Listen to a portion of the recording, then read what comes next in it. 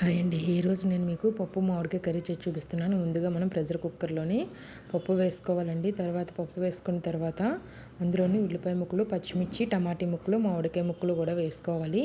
వేసుకున్న తర్వాత ఒకసారి బాగా కలుపుకొని అందులో తగినంత ఉప్పు, కొద్దిగా కారం కూడా వేసుకొని బాగా కలుపుకోవాలండి. కలుపుకొని పప్పు మునిగేంత వరకు వాటర్ వేసుకొని ఒకసారి బాగా కలుపుకొని మూత పెట్టుకొని ఒక 4 విజిల్స్ వచ్చేంత వరకు ఉంచుకొని స్టవ్ ఆఫ్ చేసుకొని తర్వాత మూత తీసుకొని చూస్తే మన పప్పు అనేది చాలా బాగా ఉడుకుతుందండి. చూసారు కదా ఎంత బాగా ఉడికిందో.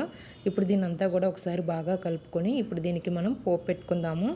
ముందుగా మనం కళాయిలోనే ఆయిల్ వేసుకొని అందులోని ఆవాలు, జీలకర్ర, ఎండుమిర్చి, కరివేపాకు, దంచిన వెల్లుల్లి గుడ్లు, అలాగే కొద్దిగా పసుపు, మళ్ళీ ఒక హాఫ్ స్పూన్ కారం వేసుకొని బాగా కలుపుకోవాలండి. పోపు బాగా వేగిన తర్వాత స్టవ్ ఆఫ్ చేసుకొని ఇందులో పప్పు వేసుకొని బాగా కలుపుకుంటే మన పప్పు మామిడికాయ కర్రీ అనేది రెడీ అయిపోయింది.